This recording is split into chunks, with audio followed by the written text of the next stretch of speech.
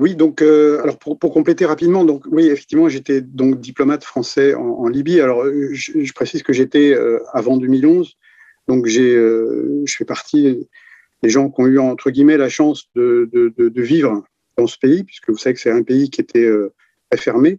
Hein, il y avait peu de journalistes qui y allaient, pas de chercheurs, et donc je dirais que les diplomates on était plutôt chanceux dans la mesure où j'ai pu aller partout dans ce pays et malgré ce qu'on a pu dire, enfin ce qu'on peut penser de ce régime et qui était une réalité, j'ai pu vraiment nouer des relations et des amitiés avec des Libyens de tout bord que j'ai conservés jusqu'à aujourd'hui. Donc ça fait à peu près 20 ans voilà, maintenant que j'ai mis les pieds en Libye pour la première fois et j'ai la chance de pouvoir continuer à y aller avec le Centre pour le dialogue humanitaire, comme vous l'avez dit, qui est une organisation non gouvernementale basée à Genève et qui est spécialisée dans la médiation, mais qui a fait beaucoup d'autres choses, en Libye notamment la préparation d'une consultation populaire qui nous a permis d'aller partout en Libye et aller vers les gens, hein, et donc de nous rapprocher un petit peu des aspirations du peuple libyen. Qui sont toujours essentielles quand on veut comprendre les choses.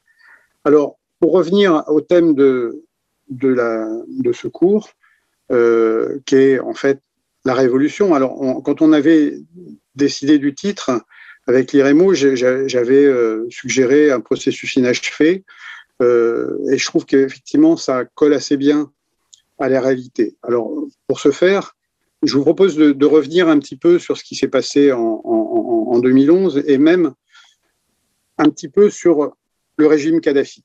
Parce que, comme tous les théoriciens, je ne vais pas rentrer dans les théories des révolutions, mais enfin, on peut dire qu'un processus révolutionnaire est toujours le reflet du régime qui l'a précédé. Hein, et donc, une révolution, quelque part, est enfantée par l'histoire et la culture politique du pays. Et n'arrive pas comme ça de la planète Mars. Donc le régime Kadhafi est arrivé au pouvoir en 69 au terme de ce qu'il appelait lui-même une révolution. Hein.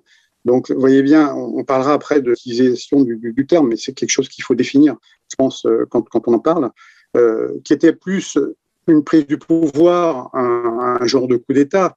Hein, finalement, mais qui est arrivé à un moment donné où le régime précédent, qui était une monarchie totalement noyautée par les Britanniques, notamment, hein, qui faisait l'ossature des services de sécurité et de renseignement et qui était omniprésent auprès du vieux roi. Donc ce régime était soutenu par principalement des élites bourgeoises de l'Est du pays, citadines, et donc on était en plein nationalisme arabe.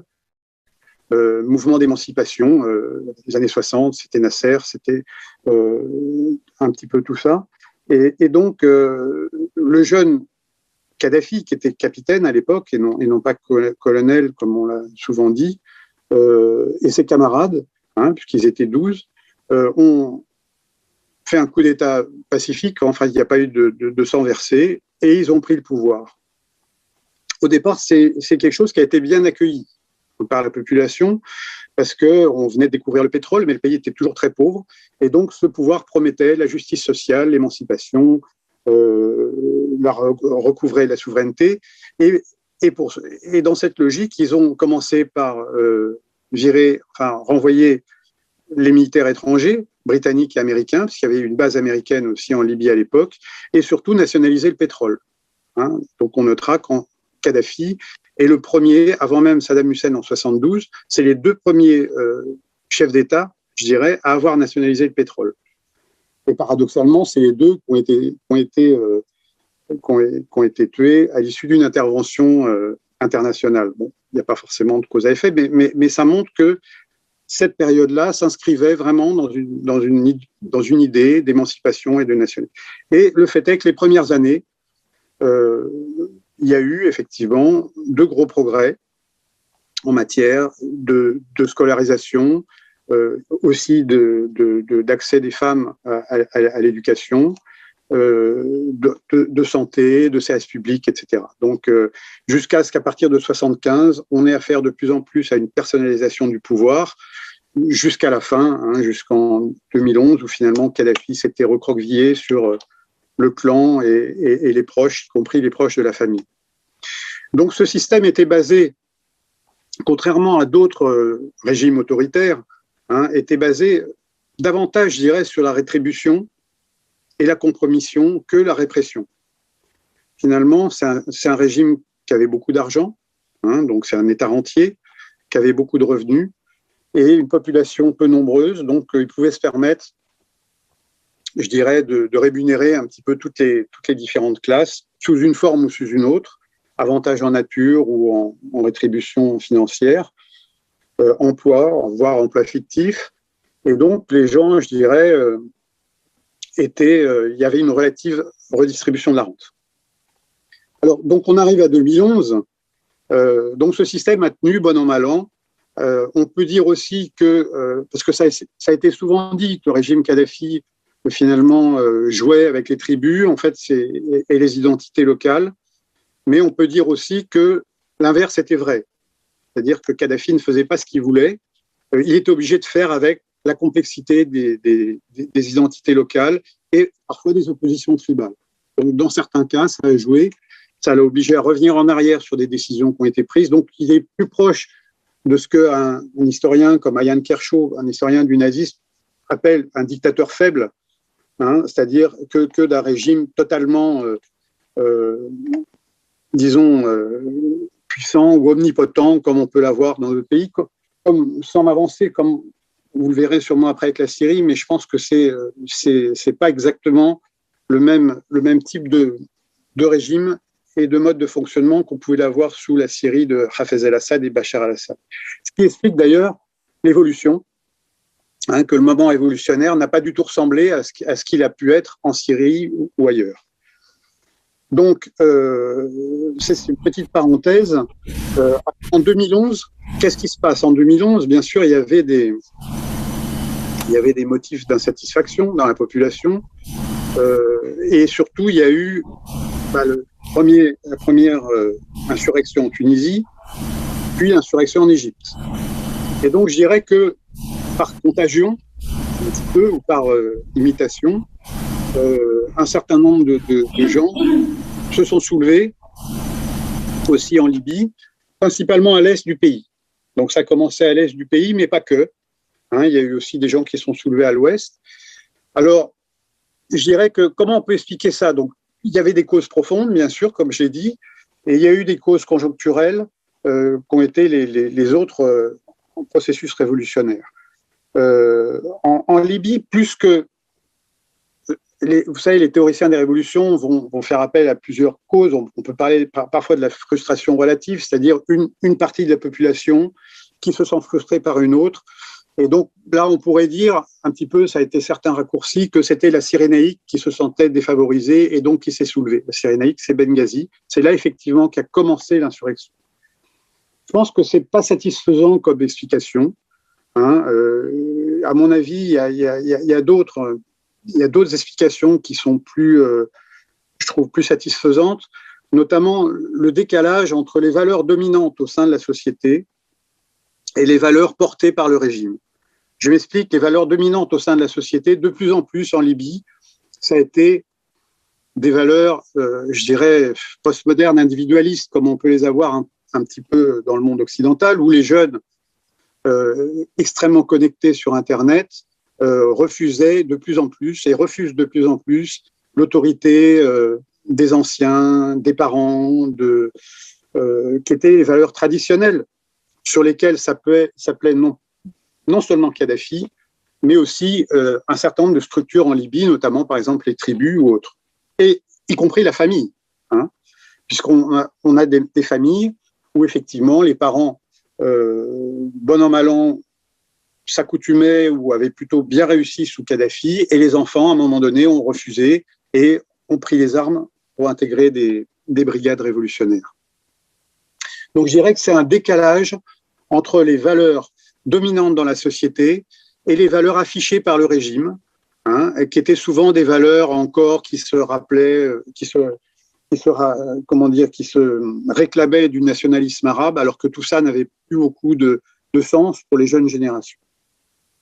Donc, effectivement, les jeunes se sont soulevés en premier à Benghazi sur des slogans de dignité et de justice sociale. Alors ensuite, là, c'est important aussi de faire un petit peu de théorie, je dirais, politique des révolutions. On a un chercheur britannique qui s'appelle Charles Tilly, qui a beaucoup travaillé sur ces processus révolutionnaires et la construction des États européens, notamment au XIXe siècle. Donc, il fait bien la distinction entre un moment révolutionnaire et une issue révolutionnaire.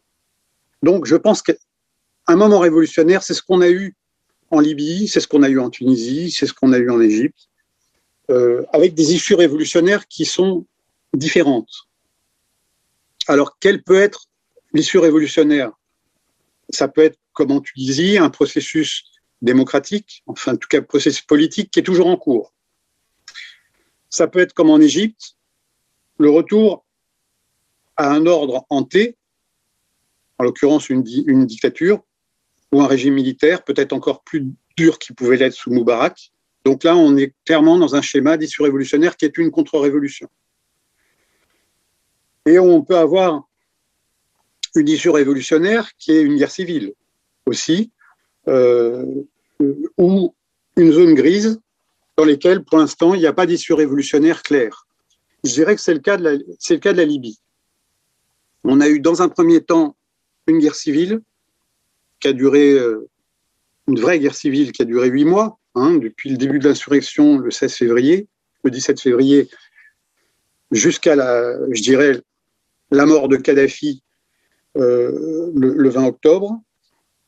Et donc, pendant toute cette période, le 20 septembre plutôt, et donc pendant toute cette période, on a eu une guerre civile, voilà, qui a duré environ 8 mois.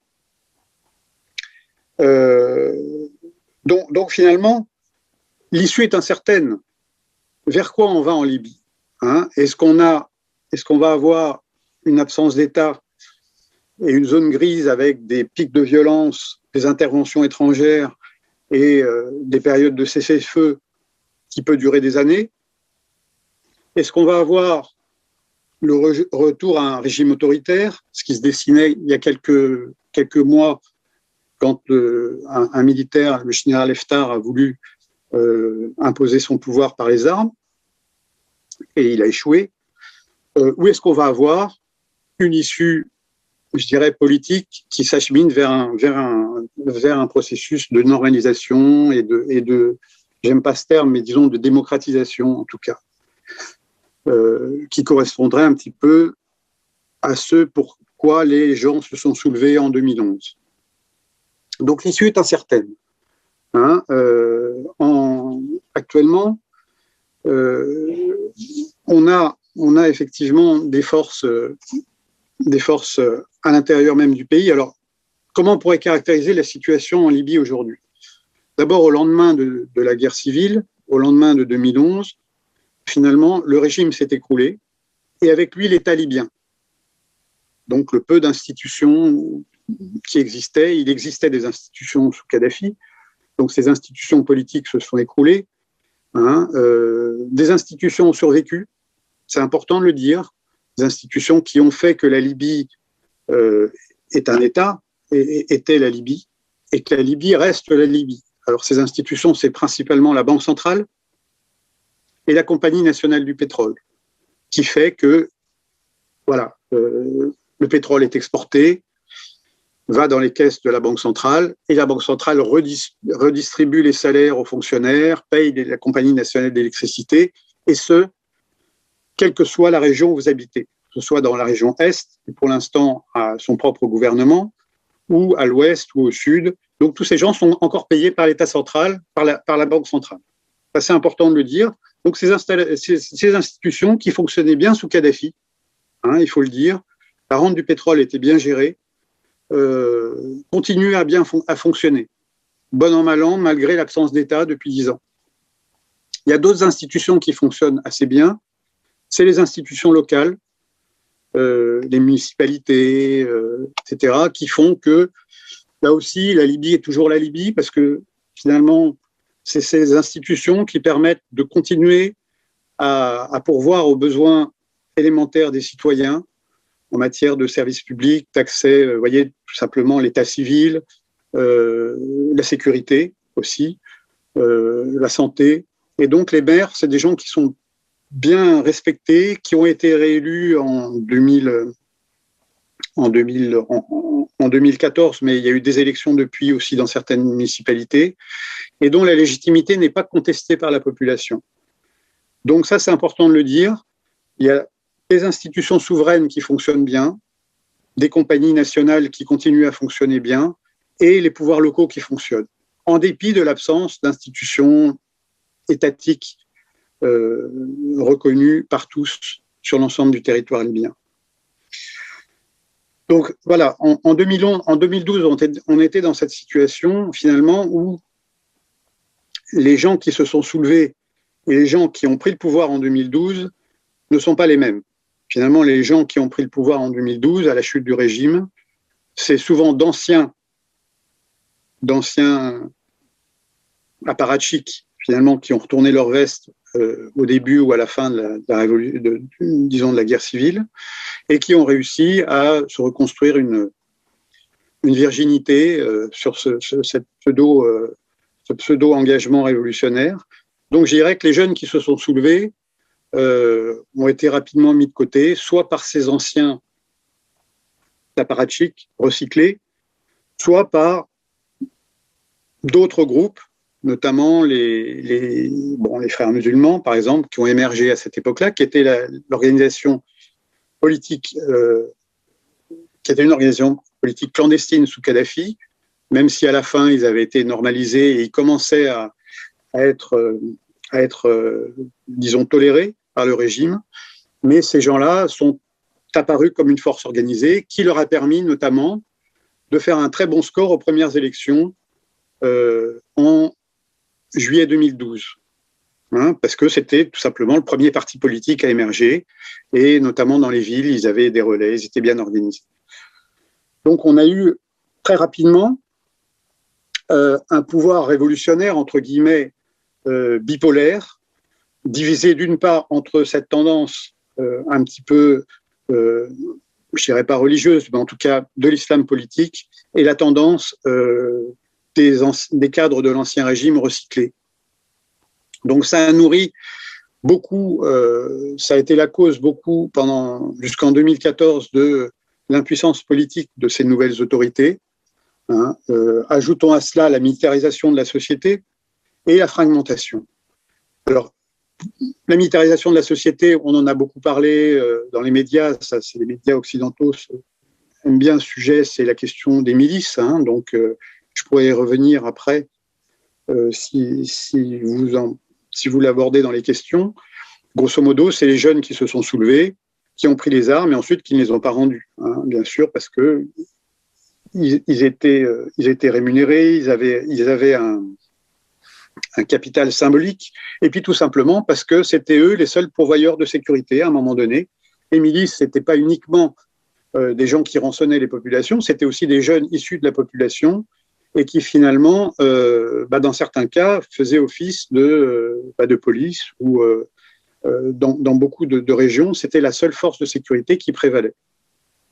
Excusez-moi, mais c'est plus de la milicisation que de la militarisation au sens d'une armée centrale qui prend main les choses. Écoutez, ça dépend. Quand je parle de militarisation, là aussi, on se met d'accord sur les termes.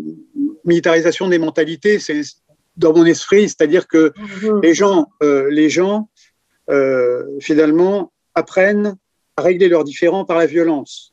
Voilà. Donc effectivement, et à partir du moment où on a des armes partout, donc on a quelque part une militarisation de la société au sens où finalement les esprits sont militarisés. Et ça, c'est ça aussi une guerre civile. On a souvent du mal à l'entendre, en tout cas notamment en 2011, vous savez, avec BHL et un petit peu tous ces gens qu'on voyait dans les médias. il y avait cette espèce de romantisation de la guerre civile où on avait le jeune étudiant qui prenait les armes pour défendre la liberté et la dignité. On ne voyait pas effectivement qu'à partir du moment où on entre dans un processus de guerre civile, c'est des familles qui étaient divisées, c'était des communautés qui étaient divisées, c'était des systèmes ensuite de vengeance. À partir du moment où il y a quelqu'un qui a été tué dans une famille, donc il y avait des vendettas qui s'installaient, et c'est quelque chose, la guerre devient sujet. La guerre devient sujet et s'auto-nourrit. Donc, on n'arrête pas une guerre civile en appuyant sur un bouton, comme ça, voilà, Kadhafi est mort, et tous les gens qui pensaient naïvement que cette guerre allait s'arrêter par la fin du régime, effectivement, se sont trompés. Hein. Donc, on n'est pas dans j'appelle ça plus une logique de guerre civile qu'une guerre civile, parce qu'on a des pics de violence, et puis ça redescend. Donc, on a eu ce phénomène qui je dirais, qui a perduré depuis 2011 maintenant.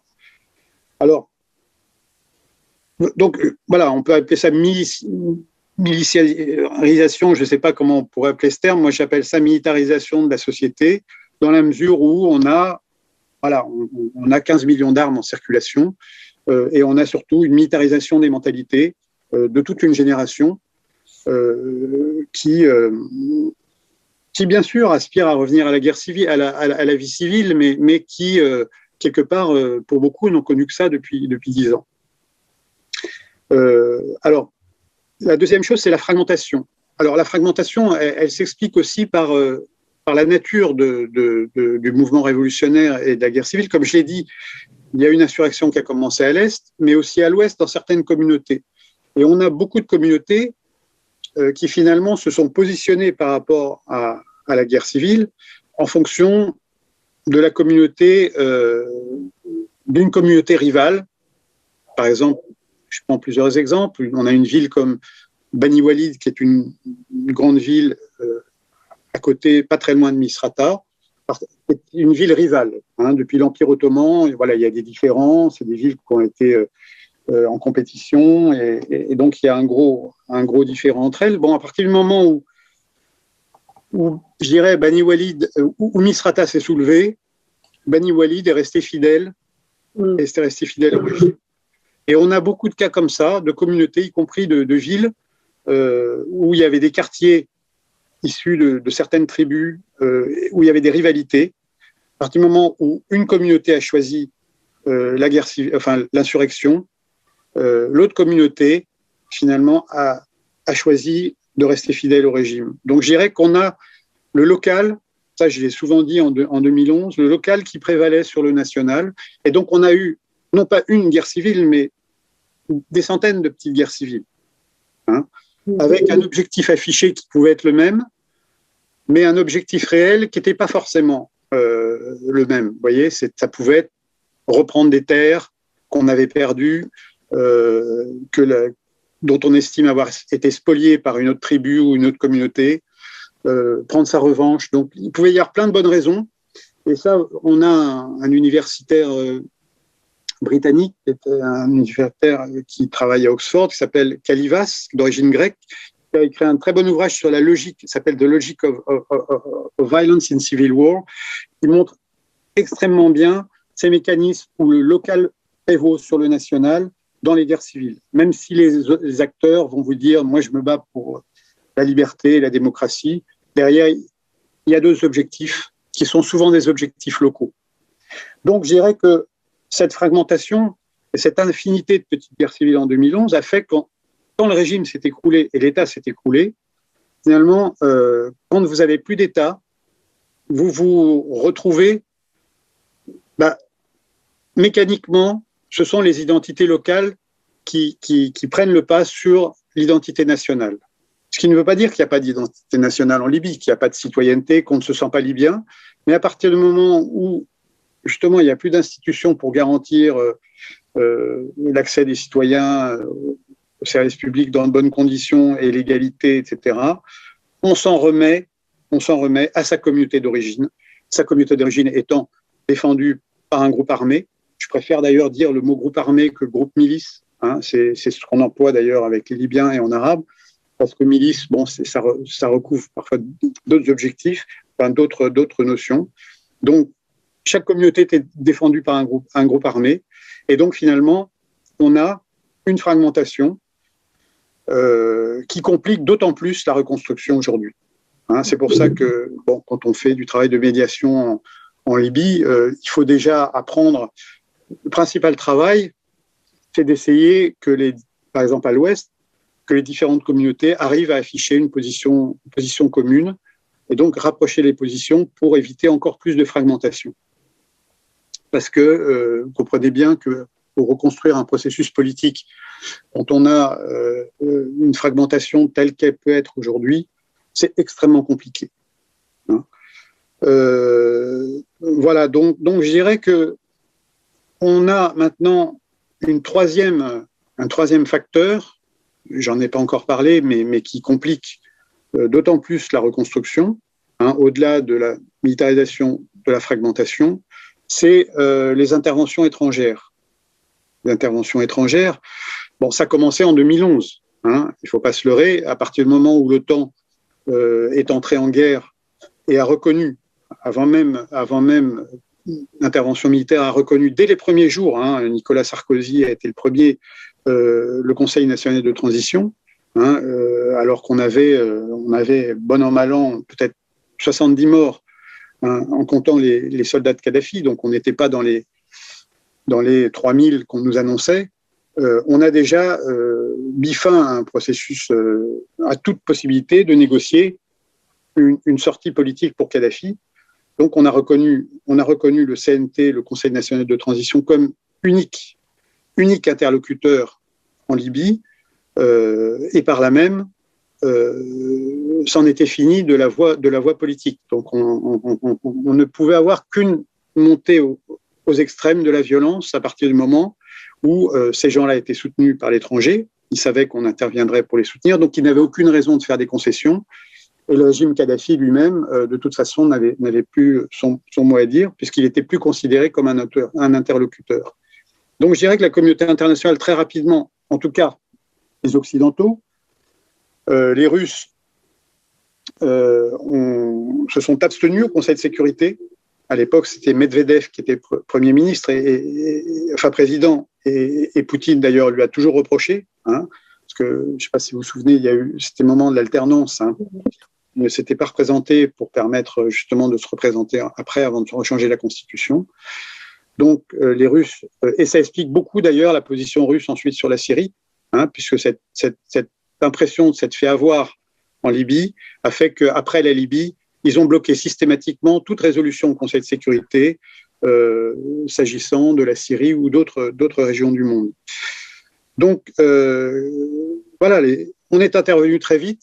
Donc, la communauté internationale, très rapidement, a pris position en Libye et était même acteur direct de la guerre civile. Hein.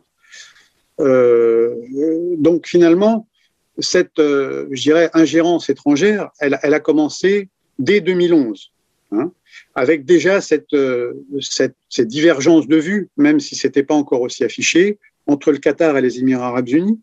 Hein. Alors n'oublions pas, là aussi, il faut rappeler que c'était à l'époque Nicolas Sarkozy qui a fait venir le Qatar, hein, puisqu'il était très proche de l'émir du Qatar, et il avait besoin d'une caution arabe, entre guillemets, à son intervention. Donc les Qataris ont fourni des avions, hein, à la coalition, et ils étaient partie prenante de l'intervention. Mais aussi les Émirats, avec sûrement des objectifs différents et, je dirais, chacun soutenant des acteurs différents en Libye. Hein, le Qatar soutenant plutôt le camp de l'islam politique, les Émirats choisissant plutôt le camp des anciens caciques du régime, hein, et étant bien sûr guidés par leur anti-islam politique qui continue jusqu'à présent. Voilà. Et donc on avait déjà des divergences, mais à l'époque, ils étaient tous, je dirais, ils avaient tous comme objectif la chute du régime Kadhafi. Alors, bien sûr, après la chute du régime, on a eu, les ingérences ont continué et les différences bien sûr, de vues et d'approches ont continué. Et ça s'est accru, dans un premier temps, donc cette rivalité entre Qatar et Émirats, hein, le Qatar, comme je l'ai dit, soutenant plutôt une tendance de l'islam politique et les Émirats l'autre tendance. Donc ça a nourri notamment la deuxième guerre civile entre ces deux factions, si je peux résumer un petit peu simplement, en 2014.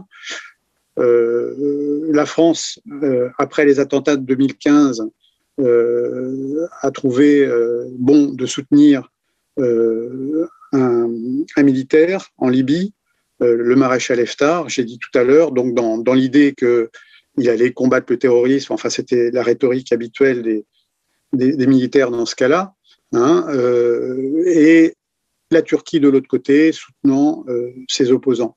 Donc on a eu depuis 2011 un accroissement des ingérences étrangères, parfois directement sous forme d'intervention militaire. Hein, on a eu plusieurs fois l'armée de l'air égyptienne qui a bombardé des objectifs, les Émiriens aussi en 2014 qui ont fait des bombardements avec d'ailleurs des équipements occidentaux, hein, bien sûr, dont des équipements français. Donc on a cessé depuis 2011 d'avoir un accroissement des ingérences, et ça je dirais que ça s'est encore accru ces derniers mois avec l'accroissement de l'engagement émirien du côté du maréchal Haftar et de l'engagement turc, là aussi c'est important, du côté de Tripoli, donc des anti-Haftar. Ça s'est traduit sur le terrain par une guerre qui a duré environ, vraiment une guerre intense pendant 1 an et demi au port de Tripoli, et qui finalement a permis aux gens soutenus par les Turcs de repousser l'offensive du maréchal Haftar. Donc c'était une guerre principalement de drones, hein, avec des bombes, hein, des deux côtés. Et je dirais que la qualité des opérateurs et des technologies turques a finalement permis de l'emporter. Et puis aussi le fait que surtout les gens qui défendaient Tripoli étaient chez eux et donc avaient l'impression de se battre pour une bonne cause, ce qui était sûrement le cas, puisqu'en fait, si Tripoli était tombé aux mains des troupes du maréchal Haftar, on aurait eu là pour le compte une vraie répression et une vraie contre-révolution, puisque c'était le modèle du général Haftar, c'était le modèle du maréchal Sissi en Égypte. Hein. Donc s'il y avait eu ça en Égypte, en Libye, ça aurait été la fin d'un processus, je dirais, de démocratisation ou d'ouverture politique pour de nombreuses années. Donc voilà pour la situation actuelle. Alors, 2 mots sur... donc comme je l'ai dit, depuis 2014, on a une bipolarisation des institutions en Libye. Donc on a un pouvoir exécutif à l'ouest qui est issu d'un processus politique à l'époque qui avait été conduit par les Nations Unies, mais qui n'a pas été reconnu par le Parlement, qui est à l'est, hein, et donc qui, lui, a nommé son propre gouvernement. Donc on a un gouvernement à l'ouest qui était reconnu par la communauté internationale et un gouvernement à l'est qui ne l'était pas. Le maréchal Haftar était à l'est, et donc s'est appuyé sur le fait qu'effectivement le gouvernement de Tripoli était illégitime, que Tripoli était sous la coupe des milices et des islamistes et des terroristes, et donc il a justifié son opération militaire d'il y a 3 ans par la nécessité d'éradiquer le terrorisme avec les soutiens massifs des Émirats, de la France dans un premier temps, hein, en tout cas un soutien, si ce n'est un soutien militaire direct, un soutien diplomatique. En tout cas, on n'a jamais condamné cette offensive, et un soutien aussi des Russes sous la forme de mercenaires russes qui étaient présents du côté du maréchal Haftar. Donc, voilà un petit peu la situation qui prévaut. Maintenant, donc Haftar a perdu la bataille. Politiquement, il est discrédité aussi. Ses grands alliés, que sont principalement l'Égypte, enfin les Émirats, l'Égypte et aussi la France, ont pris un petit peu leur distance. Et donc on a eu la reprise d'un processus politique, hein, du fait de cette défaite militaire, je dirais, qui a permis la relance d'un processus politique sous l'égide des Nations Unies, donc qui a commencé à l'automne dernier, et qui a conduit à la fin d'un processus de consultation avec la nomination d'un nouveau conseil présidentiel à 3, avec un représentant de chaque région, et d'un nouveau Premier ministre qui doit, dans les jours prochains, normalement, proposer un gouvernement pour être ratifié par le Parlement de Tobrouk, qui est à Tobrouk, mais dont aussi la moitié des membres sont à Tripoli, donc parce que le Parlement est divisé aussi. Donc, en fait, l'idée de ce processus, elle est simple, elle est de réunifier les institutions, donc d'avoir plus deux exécutifs, mais un exécutif à Tripoli, et donc d'avoir un gouvernement d'union nationale, un gouvernement d'action qui a 2 missions. La première, c'est de restaurer rapidement, de régler les problèmes les plus criants au plan humanitaire auxquels est confrontée la population. Puisque la situation, j'en ai pas parlé, mais la situation humanitaire, bien sûr, est extrêmement difficile. Tout est cher, tous les produits importés sont chers, bien sûr, il y a très peu de possibilités d'emploi. Les moyens de soigner et de tester et de se vacciner, bien sûr, pour le Covid-19 sont quasiment inexistants. Donc, il y a d'énormes problèmes à régler de façon très urgente au plan socio-économique et humanitaire.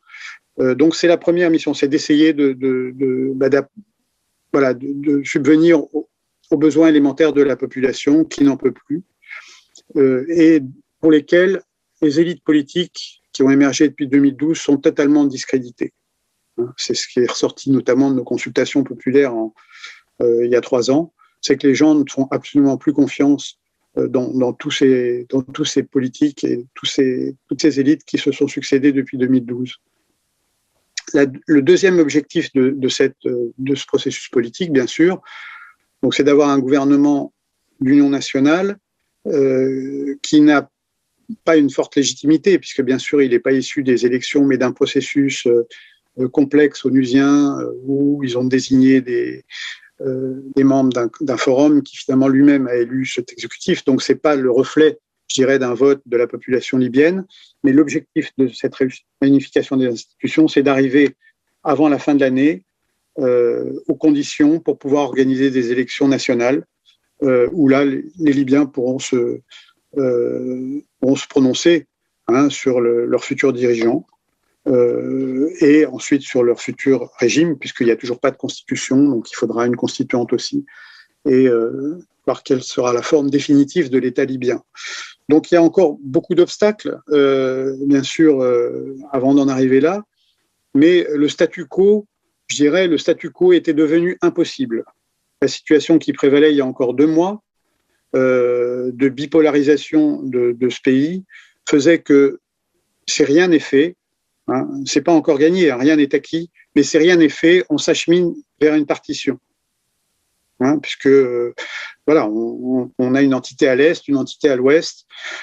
Certes, on a, comme j'ai dit, des institutions centrales qui continuent à fonctionner, mais de plus en plus, on risque d'avoir une culture politique différente à l'est et à l'ouest, et des institutions, puisque chacune des institutions émet des décrets, aussi en matière électorale. Donc, s'il n'y a pas de réunification rapidement, on voit mal comment ils pourront dans un avenir prévisible, organiser des élections nationales avec un tel niveau de partition.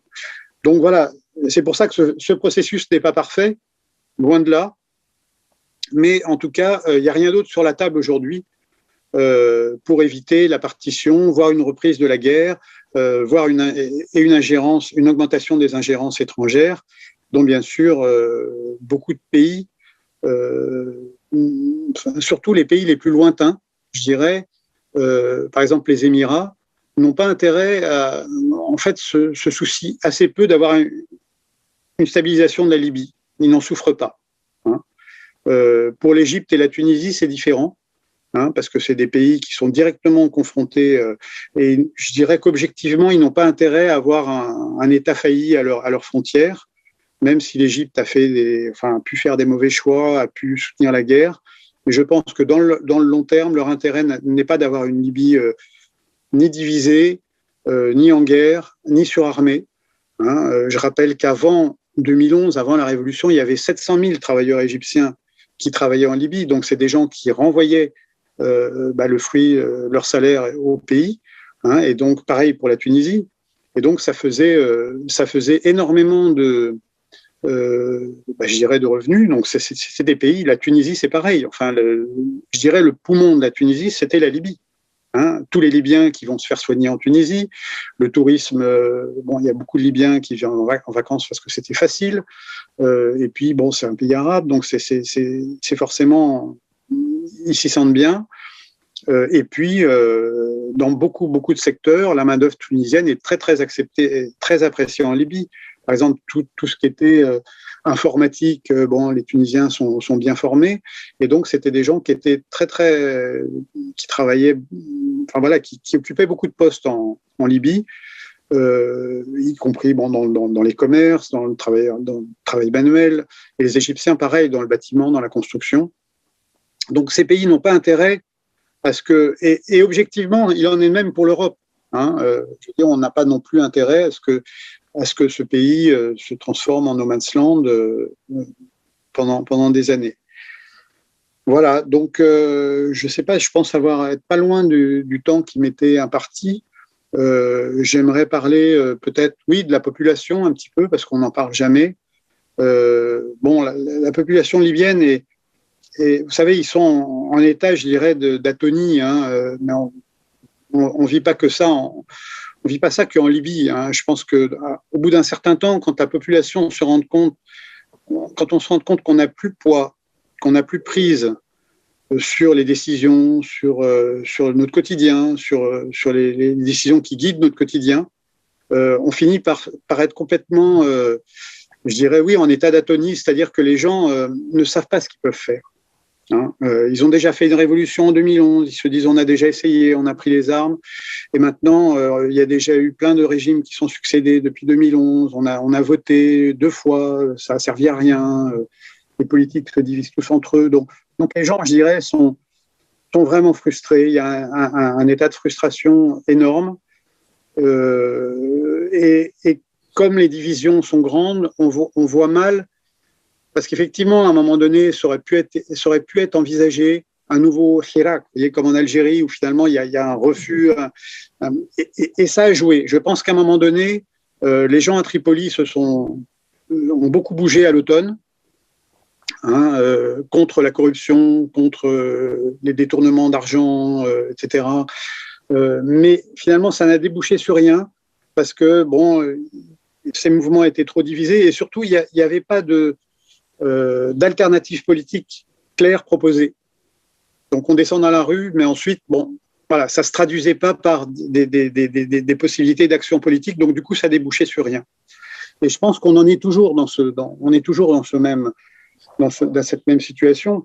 Maintenant, effectivement, toute proportion gardée, on voit bien que c'est des choses qu'on retrouve un petit peu partout. La Libye n'est pas un cas à part, et on le trouve aussi en Occident. Enfin, il n'y a qu'à voir je pense en ce moment, même en France, le niveau d'acceptation des gens à toutes les mesures. On est là, on suit un petit peu passivement les nouvelles mesures plus ou moins régressives qu'on nous impose, et on voit finalement pas tant d'opposition que ça.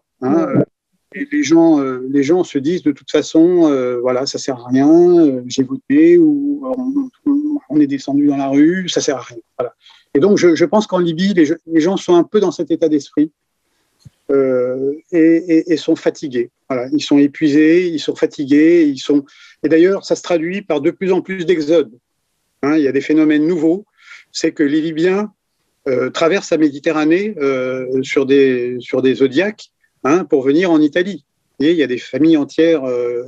C'est pas encore un phénomène massif, mais c'est quelque chose qui est totalement nouveau. On n'aurait jamais imaginé ça il y a quelques années, il y a quelques mois encore. Les Libyens sont plutôt bien chez eux. Ils n'ont pas envie de quitter leur pays. Et donc, le fait que des familles traversent la Méditerranée ne sachant pas où aller, parce qu'effectivement, ils ont, contrairement aux communautés tunisiennes ou d'autres pays qui ont déjà des communautés qui peuvent les aider à s'implanter ou à trouver du travail. Ce n'est pas le cas des Libyens. Donc, c'est vraiment une aventure. Enfin, les Libyens qui se retrouvent en Italie ou en France en tant que réfugiés vont vraiment avoir du mal. Enfin, ça va être encore plus dur que pour d'autres. Donc, vous voyez, le niveau de détresse que ces gens, dans un pays dont je rappelle est producteur de pétrole, est un pays riche, extrêmement riche, qui aurait les moyens de faire vivre ces 6 millions d'habitants largement au-dessus, sur le papier, du niveau de vie et du niveau de revenu qu'on peut avoir, y compris en Europe occidentale. Voilà, donc je ne vais pas être trop long. S'il y a des questions, parce que je pense que ça fait 3/4 d'heure que je parle, oui. ou 50 minutes. Oui, mais c'est tellement intéressant que vous écouterez davantage. Mais effectivement, il y a déjà des questions. Après, j'en ai aussi, mais je me mets à la fin de la file des questions. Donc, il y a Jade qui dit, qui demande, vous dites que l'Égypte a pris ses distances avec le maréchal Haftar, mais est-elle prête à accepter un régime Front National à ses frontières? Un régime? J'ai pas compris. Pardon, j'ai dit Front National, je voulais dire frères musulmans, pardon, j'ai vu un petit... non, la plus absolue. Non, alors, je pense que c'est la ligne rouge, effectivement. Mais il faut bien savoir que les frères musulmans, quand je disais qu'ils ont gagné les élections en 2012, on était dans une configuration très particulière. J'ai dit pourquoi, c'est qu'effectivement à l'époque, c'était les mieux organisés, il n'y avait pas d'autres partis politiques, c'était le premier parti politique, ils avaient déjà des structures. Il faut savoir que l'islam politique en Libye a zéro ancrage social. Hein. Je veux dire, si demain il devait y avoir des élections législatives en Libye, bon, sur 200 parlementaires, s'il y avait 10 frères musulmans, à mon avis, c'est le maximum. Hein, parce qu'ils ont un petit ancrage dans les grandes villes, dans les campagnes, pas du tout. Hein. Et là aussi, ils ont été très discrédités ces dernières années, donc ils ne sont pas aimés. La mentalité, la culture politique libyenne n'aime pas l'islam politique. Voilà. L'islam fait partie de leur quotidien. C'est pas une question politique. Je dirais que, par contre, oui, il y a des salafistes, effectivement, qui officiellement ne font pas de politique, mais là, on ne parle pas de la même chose. Et d'ailleurs, les salafistes sont tolérés, voire soutenus par les Émiriens, parce que justement, ils combattent l'islam politique. Mais ces gens-là ne se présentent pas aux élections, donc c'est un phénomène qui est un petit peu général, enfin qu'on retrouve un peu partout dans le monde arabe et ailleurs, hein, donc qui n'est pas spécifique à la Libye, mais qui là aussi n'est pas vraiment en prise avec la culture du pays. Je veux dire, le salafisme, c'est pas vraiment quelque chose qui trouve un bon, disons, un accueil au sein des... Alors oui, bien sûr, il y a des jeunes qui ont plus de repères, mais comme chez nous. Enfin, je veux dire, vous avez des jeunes qui ont perdu leurs repères, qui vont être séduits par le salafisme parce que ça leur donne une règle de vie. Parfois aussi, il y a de l'argent. Puisque les Émirats soutiennent et les Saoudiens soutiennent aussi les adeptes du salafisme. Donc ça leur permet peut-être d'ouvrir un commerce donc oui, mais c'est pas quelque chose qui peut, à mon avis, l'emporter massivement en Libye. Donc les Égyptiens, oui, bien sûr, ils seraient contre un régime des frères musulmans, mais il n'est pas du tout dit qu'un processus politique, et le processus actuel n'a pas donné la part forte aux frères musulmans. Donc là aussi, il y a des fantasmes, il y a des peurs, et ensuite il y a la réalité qu'il faut prendre en compte. Alors, et aussi au sein de l'Égypte, enfin pour finir avec l'Égypte, en Égypte, vous avez aussi plusieurs tendances. Vous avez, paradoxalement, on a le ministère des Affaires étrangères qui est assez idéologique sur la question des frères, du terrorisme, etc., qui voit et donc qui est capable de bloquer un processus pour ça. Et vous avez finalement les renseignements militaires qui sont beaucoup plus pragmatiques et qui connaissent très bien la Libye et qui en fait sont plus de ce côté-là sont moins, je dirais, idéologues sur la question de l'islam politique. Et je pense sont plus proches des réalités libyennes. Donc là aussi, vous voyez, il n'y a pas non plus une unité de vue totale au sein du pouvoir égyptien sur cette question-là. Il y a différentes tendances, il y a des rivalités. Bon. Voilà. Alors, il y a plein de questions. Donc, il y en a une on voudrait savoir comment vous pouvez commenter l'attentat contre Bachara. Alors, là aussi, l'attentat contre Bachara, je ne sais pas qui a parlé d'attentat. Bien sûr, on parle d'attentat.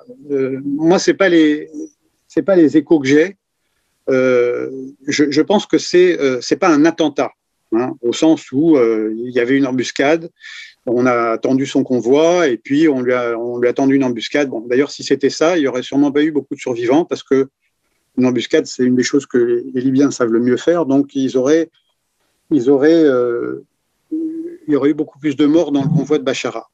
En fait, bien sûr, il y a des rivalités, des tensions entre les gens de Bachara, qui sont des gens officiellement du ministère de l'Intérieur, mais plutôt de Misrata. C'est le ministre de l'Intérieur.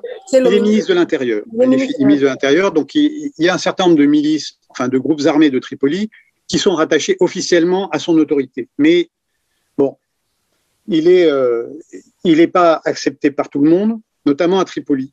Hein, et bien sûr, il s'est fait des ennemis. Il s'est fait des ennemis parce que quand il est arrivé, il a voulu dissoudre un certain nombre de groupes, ou en tout cas les intégrer à la police. Hein, et il y a eu des résistances. Et lui est de Misrata, et ces groupes sont de Tripoli. Donc, bon, voilà, on a ça. Donc, moi, les échos que j'ai eus, c'est qu'effectivement, c'est parti. Vous savez, il se promène avec ses gyrophares, ses 4x4 lancés à toute vitesse dans la ville. Et bien sûr, il entre sur des territoires d'autres groupes armés, hein, qui sont peut-être aussi appartenant à son ministère, mais qui voient ça d'un mauvais œil et qui, en fait, il devait y avoir un checkpoint là où ça s'est passé, hein, un point de contrôle. Ils sont passés à fond avec leurs gyrophares, les autres ne les ont pas laissés passer, le ton est monté et c'est parti en affrontement. Hein. Donc, qu'il y ait une rivalité au départ, je le pense. Que ça ait dégénéré en affrontement, c'est certain.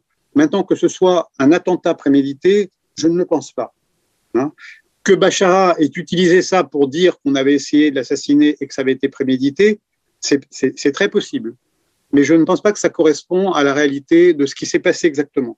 Ce qui ne veut pas dire qu'il n'y aurait pas de tension. Hein. Forcément, il y a des tensions, c'est tendu. Et de là à imaginer qu'il y a eu, que c'était un attentat organisé, avec les différentes personnes à qui j'ai parlé cette semaine, c'est pas mon avis. Bien. Je poursuis la lecture des questions. Merci pour cette présentation. Lorsque vous parlez d'une potentielle issue d'ingérence en Libye, pourrez-vous développer un peu plus en détail, s'il vous plaît? C'est un énorme sujet, ça, la question des ingérences des uns et des autres. Mais vous en avez quand même un peu parlé déjà. J'en ai parlé. Maintenant, quelle forme ça pourrait prendre? Bon, clairement, si le nouveau Premier ministre qui a été désigné à l'issue du processus onusien n'arrive pas à désigner un gouvernement ou qui soit accepté par le Parlement, on est dans une situation de blocage à nouveau. Et là, bien sûr, toutes les puissances étrangères qui n'aiment pas ce monsieur ou qui ne l'acceptent pas, qui veulent le changer ou qui veulent quelqu'un d'autre, vont profiter de ces blocages pour recommencer à activer un tel ou un tel en Libye ou faire en sorte que ce processus échoue. Donc effectivement, on est dans une situation très dangereuse où on peut avoir à nouveau un blocage complet et donc à chaque fois qu'il y a blocage, il y a forcément accroissement des ingérences pour soutenir un tel ou un tel, parce que bien sûr il y aura... Bon, Fathi Bachara était sur la liste qui a perdu les élections, hein, donc il était candidat au poste de Premier ministre aussi. Bon, il était le candidat privilégié, je dirais préféré des Français, je pense des Turcs aussi, peut-être des Égyptiens. Bon, il a perdu, et là, c'est les Libyens qui ont parlé, hein, c'est les Libyens qui ont voté. Bon, si le nouveau candidat n'arrive pas à faire ratifier son gouvernement par le Parlement, on est clairement dans une situation de blocage où finalement un certain nombre d'acteurs étrangers essaieront de réimposer ou de faire en sorte qu'on en revienne soit au statu quo, soit on impose les candidats qu'on soutenait au départ. C'est possible. C'est un scénario. Voilà. Alors, pour faire, je ne lis pas les questions absolument dans l'ordre d'arrivée, mais là, pour faire la suite avec celle sur les ingérences, etc., il y a une question qui demande à ce que... Vous n'avez pas beaucoup parlé de la Turquie. Pouvez-vous nous expliquer un peu mieux quel est son rôle dans la situation actuelle? Après, je proposerai les autres questions. Jusqu'à un petit élément d'éclairage. Oui, alors la Turquie, j'en ai un petit peu parlé, bien sûr. Là aussi, la Turquie a des ambitions et des intérêts stratégiques comme tout pays. Hein. Il ne faut pas diaboliser la Turquie. Bon, Erdogan, bien sûr, est ce qu'il est, mais je veux dire, la Turquie, en tant qu'État, profite aussi de l'absence et du vide d'autres pays. Bon, donc, qu'est-ce qui s'est passé? La Turquie, finalement, jusqu'à l'offensive d'Haftar et même jusqu'au printemps 2020 était peu présente en Libye. Bon, elle avait des intérêts, mais elle n'était pas présente ni militairement, ni finalement économiquement. Ils avaient des gros contrats, mais ils étaient gelés. Donc, je dirais que ce qui a permis aux Turcs d'accroître leur influence en Libye, c'est l'offensive d'Haftar. Hein, puisqu'en fait, imaginez-vous qu'en avril 2018, justement, quand il y avait cette conférence nationale prévue et que même le secrétaire général des Nations Unies était en Libye, imaginez l'affront pour les Nations Unies, donc une conférence organisée par les Nations Unies, le secrétaire général présent, Haftar décide d'attaquer Tripoli. Hein, donc, Gutiérrez était là-bas. Personne ne dénonce. On renvoie dos à dos les deux parties en appelant à la retenue, etc. Donc les Français refusent de dénoncer cette agression. Donc, si vous voulez, cette agression du pouvoir à Tripoli, qui était le pouvoir reconnu par la communauté internationale. Donc finalement,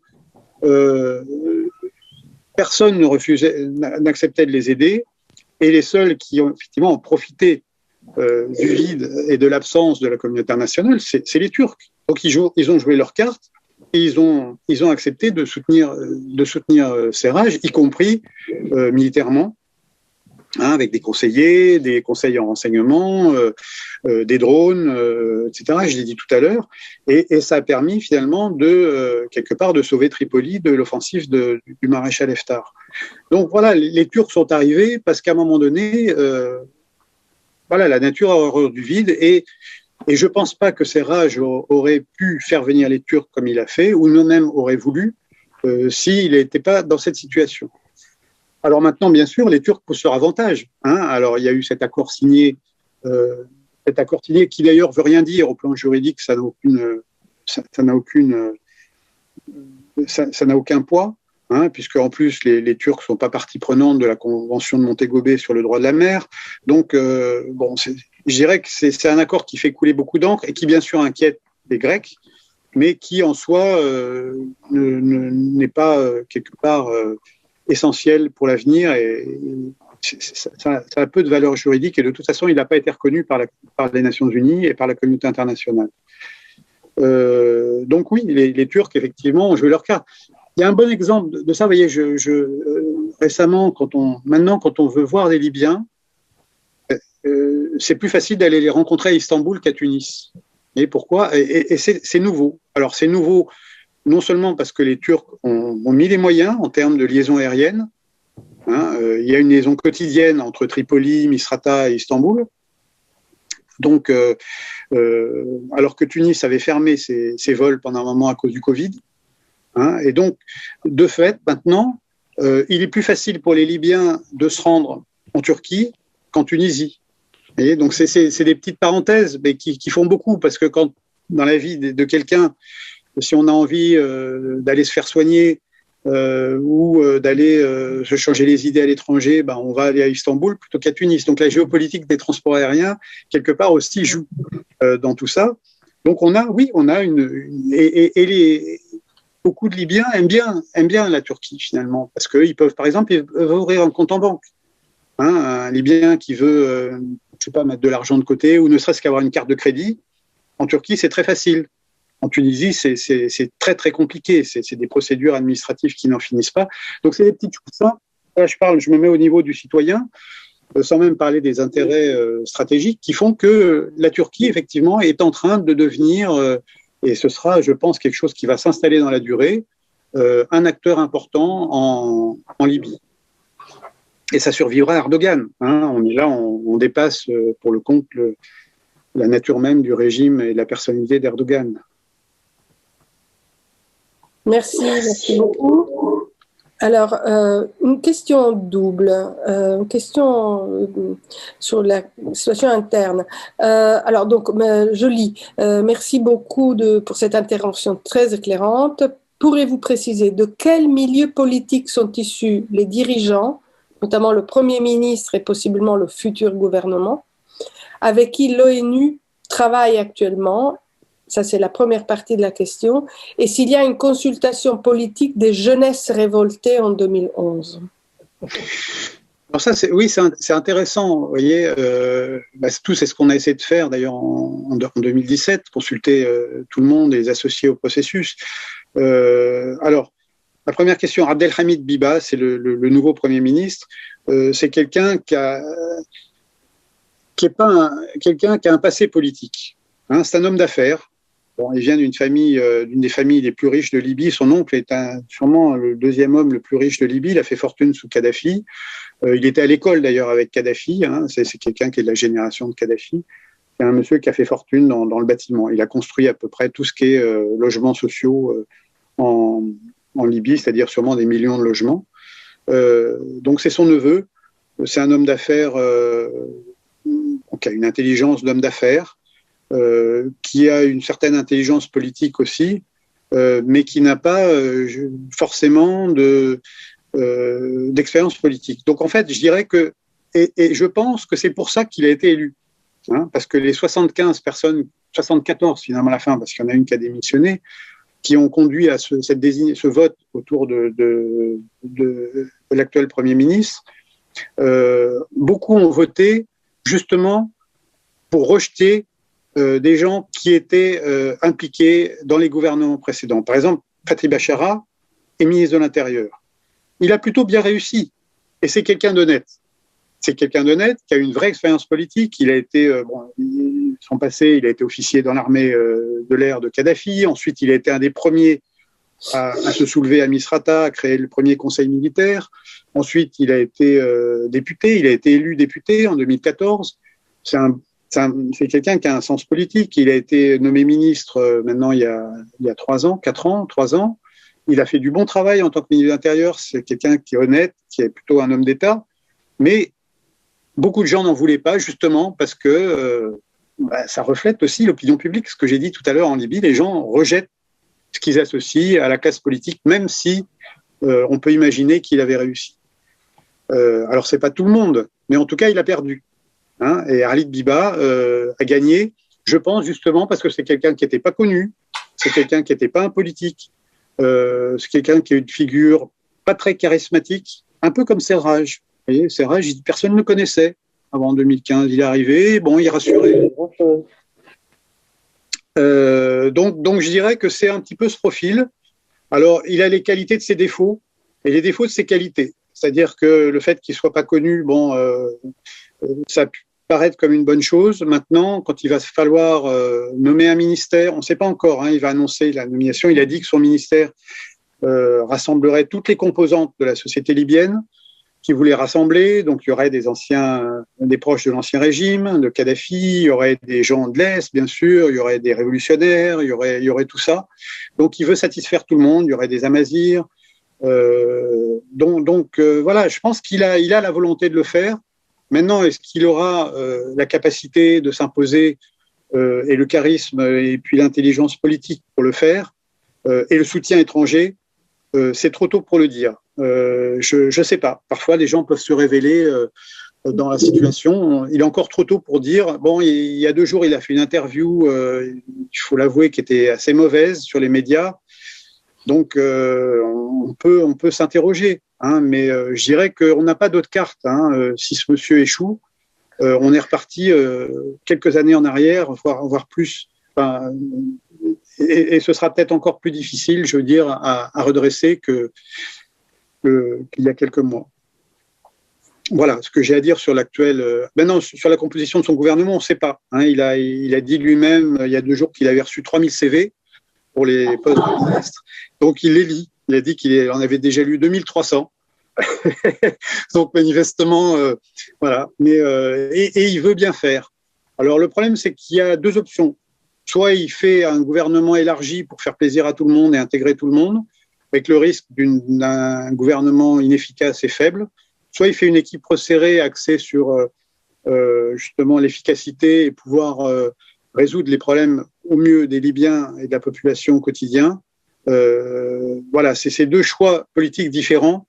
Donc, je ne suis pas sûr qu'il ait encore une idée claire de ce qu'il veut faire. D'accord. Et alors, quant à une consultation politique des jeunesses révoltées de 2011, est-ce que vous pouvez… Si vous voulez, les jeunesses révoltées, elles étaient associées au processus de Tunis, là, des 60. Il y avait des gens issus de ce courant. Donc, les jeunesses révoltées, je dirais maintenant, il y en a beaucoup qui sont dans les groupes armés. Donc, ces gens-là vont être associés. Ces gens-là sont associés. Je pense qu'ils ne vont pas faire l'erreur des gouvernements précédents de les rejeter. Vous voyez, ils ne peuvent pas faire autrement. Khalid Biba est quelqu'un qui est pas pragmatique et qui sera en prise avec ces gens-là. Hein, il est obligé. Sa base sociale, c'est en grande partie justement les révolutionnaires de 2011. Il est issu de ce courant-là. Donc je pense mais en même temps, il est obligé de faire avec aussi d'autres opposants, d'autres groupes.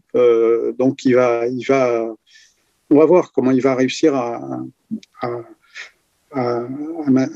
disons, à respecter tous les équilibres.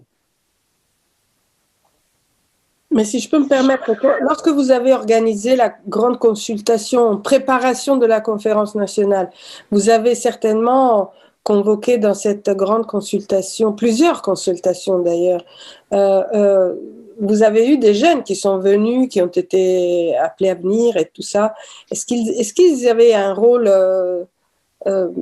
particulier ou finalement, voilà, ils n'étaient pas très expérimentés? Je ne sais pas, je ne me rends pas compte. Non, alors, si vous voulez, d'abord, la société civile est très active, finalement, en Libye. Il y a beaucoup de jeunes qui sont engagés dans des réseaux associatifs. Bon, il y en a beaucoup, comme j'ai dit, qui sont dans les groupes armés. Faut savoir que souvent, les gens me disent où sont les jeunes Libyens qui font de la politique, hein, qui savent faire de la politique. Et moi, je dis, paradoxalement, ils sont dans les groupes armés. c'est assez paradoxal, mais c'est des gens qui font de la politique. Ils font de la politique parce qu'ils travaillent à des réconciliations, ils travaillent à des médiations. Et donc, quelque part, c'est une forme de politique, mais ils font de la politique. Et ils ont une conscience politique. Souvent, les associations qui font uniquement, vous voyez, genre un peu d'humanitaire, récolter des couvertures ou des choses, bon, ils font de l'humanitaire, mais ils font pas de la politique. Donc c'est malheureux à dire, mais je pense que les jeunes, c'est malheureux, et les jeunes dont je parlais qui sont dans les groupes armés veulent en sortir. Ils veulent en sortir. Ils veulent transformer, je dirais, ce capital révolutionnaire qu'ils ont en capital politique. Donc c'est pour ça que les groupes armés pèsent en Libye, qu'il faut les écouter, parce que ces gens-là, bien sûr, visent à se reconvertir en politique. Donc certains l'ont déjà fait. Et il y en aura, je pense, dans le gouvernement de Biba, et je pense qu'il y aura un ministère de la jeunesse, hein, normalement, qui va travailler à ça, justement sur proposer des solutions pour ces jeunes, de reconversion, des bourses pour aller étudier, des reprises d'études, des pactoles pour pouvoir monter un business. Enfin, il y a plein de choses qui sont à l'étude et qu'on a entendu lors de la conférence nationale et qu'on a mises dans le rapport, et qui sont des choses qui maintenant sont rentrées dans les mœurs et qui sont acceptées par tout le monde. Hein. Donc après, ça va être à eux aussi de se faire entendre, ça va être à eux d'être présents, et ils le sont. Je peux vous dire, les jeunes femmes, notamment en Libye, sont très très actives. Elles se font entendre, elles sont très présentes sur les réseaux sociaux. Elles étaient présentes à Tunis, et je pense que c'est en partie elles qui ont fait en sorte que Bachara n'ait pas gagné. Ce qu'elle voulait de Biba. Très bien, merci beaucoup. J'ai une dernière question qui concerne en fait les flux migratoires. La question est la suivante, c'est Jonas qui la pose. Comment la Libye gère les flux migratoires dans son territoire et qui peut être tenu responsable des crimes sur les migrants qui essayent de passer la Méditerranée pour venir en Europe? Je ne sais pas si... Écoutez, ce sujet. Non, mais c'est un vaste sujet. Bien sûr qu'il y a des criminels qui font du business sur les migrants, mais vous avez affaire à un pays sans État. Donc, effectivement, imaginez un pays comme la France, avec un État et des moyens, on a déjà du mal à organiser des camps pour accueillir des migrants dans des conditions dignes et humaines. Alors, vous imaginez un pays où les citoyens eux-mêmes manquent de tout, n'ont rien, vivent dans l'insécurité, et vous n'avez pas d'État. Comment voulez-vous que ce pays ait les moyens d'organiser justement dignement l'accueil et le renvoi, enfin, je ne sais pas, de centaines de milliers de migrants. Là aussi, on ne peut pas acheter la... Donc il y a une majorité de Libyens qui effectivement sont pas des tortionnaires, sont pas racistes plus que ça, et qui effectivement n'ont rien contre les migrants. Simplement, à partir du moment où vous n'avez plus d'État et une population démunie de tout, ça va être la porte ouverte à des groupes armés ou à des mafieux, tout simplement, d'utiliser ces migrants pour se faire de l'argent.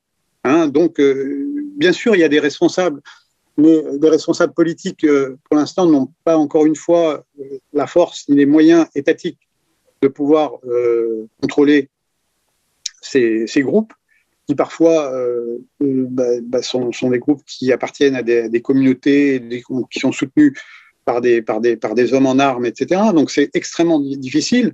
Maintenant, là aussi, quand on pose la question, on me dit que faire. Alors là aussi, quand vous voyez que les discours dans un certain nombre de pays européens, c'est dire on les renvoie en Libye, ou alors on les renvoie chez eux. Il y a déjà un tel débat pour les accueillir quand ils arrivent. Donc je pense que, honnêtement, la Libye, tant qu'il n'y aura pas un État efficient en Libye, on n'aura pas de solution à ces problèmes des réfugiés. Donc il y aura toujours des gens qui essaieront de passer. Il y aura toujours des gens qui essaieront d'exploiter la misère de ces gens qui essayent de passer. Et il faut savoir aussi que la Libye, ça c'est quelque chose de très important, c'est que jusqu'en 2011, c'était une terre plutôt d'immigration que d'émigration. La majorité des gens qui venaient en Libye, notamment des travailleurs d'Afrique subsaharienne, venaient pour s'y installer, venaient pour travailler. Certains s'y installaient, étaient même avec leurs enfants et vivaient là-bas, et d'autres renvoyaient leur salaire au pays et faisaient vivre une partie de leur famille et de leur communauté avec les salaires qu'ils gagnaient en Libye. Donc il y avait 2 à 3 millions de travailleurs immigrés. Donc si maintenant une partie de ces gens ne veulent plus rester en Libye, c'est parce qu'effectivement en Libye, il n'y a plus possibilité pour eux de travailler. Donc je dirais que si la Libye se reconstruisait à la fois en matière sécuritaire, institutionnelle et économique, je pense que ces gens, à terme, auraient beaucoup moins le désir de venir traverser la Méditerranée au risque de leur vie. Ce qui maintenant, effectivement, ce sera jamais totalement à exclure, puisque la Libye, c'est 2500 km de côte, avec des endroits qui sont très déserts, donc il est très très difficile pour un État de contrôler tous ces kilomètres de côte pour empêcher qu'un bâtiment qu'un bateau ou puisse partir de nuit pour aller vers Lampedusa. Et la Tunisie, regardez, la Tunisie qui est un État, aussi un État, je veux dire, avec une police et des services de sécurité, non plus n'arrive pas. Il y a aussi des bateaux qui partent de Tunisie, donc c'est quelque chose, le risque zéro. Enfin, c'est impossible. Voilà, on ne peut pas non plus avoir quelque chose de totalement hermétique. Par contre, on peut avoir une Libye, entre guillemets, avec un certain niveau de prospérité qui peut permettre à ces gens de s'installer et de travailler. Et c'est ce que veulent aussi les Libyens. Enfin, les Libyens, de toute façon, dans plein d'emplois, ne travaillent pas. Hein, c'est un peu comme dans le Golfe, ils ont de la main-d'œuvre immigrée pour faire le travail. Ouais. Et donc, ça fonctionnait, enfin, jusqu'en 2011, c'est comme ça que ça fonctionnait. Bon, maintenant, si on s'apitoie vraiment, hein, comme je l'ai entendu par certains politiques en France, sur le sort des gens en Libye, commençons déjà par les accueillir dignement chez nous quand ils y sont, hein, avant de désigner les Libyens comme forcément des tortionnaires, parce que là aussi c'est un petit peu facile. Très bien, merci. D'ailleurs, j'attire l'attention de vous toutes et tous. L'IREMO organise un midi avec Catherine Wittol de Wenden le 4 mars, la semaine prochaine, sur le nouveau, entre guillemets, pacte européen de migration et de l'asile, qui est absolument pas nouveau, mais dont il sera beaucoup question de tout ça pour ceux qui sont intéressés aux questions migratoires et ce qu'a concocté l'Union européenne à ce sujet. C'était simplement une information promotionnelle de l'IREMO. Il y a encore une question qui est un peu dans le prolongement de ce que vous venez de dire, parce que ça touche le Sahel. La question est la suivante. Merci beaucoup pour votre présentation. Après la chute de Kadhafi, des foyers de tension sont rapidement apparus dans le sud du pays et ont eu une incidence sur la situation sécuritaire au Sahel. Comment analysez-vous ce phénomène ? Oui, alors il y a plusieurs questions dans la question. Ce qui s'est passé vous savez que le Sud, bon, j'ai décrit je ne vais pas faire de la publicité pour mon livre, mais je parle pas mal du Sud dans mon livre. Je connais bien, j'aime beaucoup le Sud libyen et donc j'y allais beaucoup. Et c'est magnifique d'ailleurs. Il est dommage qu'on ne puisse pas y aller parce que c'est vraiment un des plus beaux déserts du monde. Donc, oui, le Sud libyen donc, a beaucoup soutenu Kadhafi. Majoritairement, ils ont soutenu Kadhafi quasiment jusqu'à la fin. Bien sûr, il y a eu des soulèvements contre Kadhafi, mais ils étaient, notamment les Touaregs, étaient beaucoup recrutés dans l'armée de Kadhafi. Donc, ils ont été très impliqués dans la guerre pour soutenir Kadhafi. Et donc, en 2011, quand ils ont perdu, ils sont partis. Hein, donc, une des principales, ça a été bien documenté, une des principales conséquences de la... et vous savez que les Touaregs ne sont pas dans une logique d'État-nation forcément, ils sont retournés au Nord Mali ou au Nord Niger, avec lesquels ils avaient des relations extrêmement soutenues. Hein, je rappelle par exemple, pour la petite histoire, tous les ans en Libye, à Rat, qui est une ville du sud libyen, à peu près à l'époque du jour de l'an, vers la fin de l'année, il y a un festival Touareg qui regroupait, ça c'était sous Kadhafi, hein, moi j'y étais plusieurs fois, qui regroupait tous les Touaregs d'Afrique. Donc vous aviez des délégations qui venaient d'Algérie, de Mali, du Niger, de Tunisie aussi, hein, du sud tunisien. Donc il y avait des courses de chameaux, des tas de choses. Et ces gens-là, enfin voilà, il y avait des liens qui existaient, y compris commerciaux, familiaux. Donc quand finalement le régime est tombé, ces gens-là se sont retrouvés les perdants de la guerre de 2011. Ils sont repartis pour certains au Mali, principalement, et au Niger avec rames et bagages. Et donc voilà, avec les conséquences que ça a eu ensuite sur la déstabilisation du Nord Mali et aussi l'afflux d'armes qu'on a retrouvé après lors de la guerre de 2015. Donc oui, bien sûr, ça a eu des conséquences directes sur ce qui s'est passé. Et d'ailleurs, je pense que ce qui explique beaucoup la position de la France, notamment sur le soutien d'Haftar, c'est la position de l'armée française. Hein, c'est que l'armée française qui est au Mali, au Niger, enfin un petit peu partout au Sahel, finalement, je pense, avait une préférence pour un militaire au pouvoir en Libye, parce que finalement, parlent le même langage entre militaires, et ça leur permettait peut-être dans leur esprit d'avoir une sécurisation accrue du Sud et des interlocuteurs étatiques avec lesquels il est plus facile de discuter que des groupes armés ou des interlocuteurs non étatiques. Merci, merci. Alors, je me permets de poser la dernière question parce que exactement dans 5 minutes, on devra arrêter puisqu'on a la séance suivante qui va suivre. Et ma question est la question classique par ces temps-ci. Est-ce que l'élection de Biden va changer quelque chose pour le peuple libyen, pour dire autrement les choses? Est-ce que entre Trump et Biden, quelque chose va changer en Méditerranée par rapport à la Libye? Alors, là aussi, d'ailleurs, tiens, je souligne les gens qui assistent à cette conférence.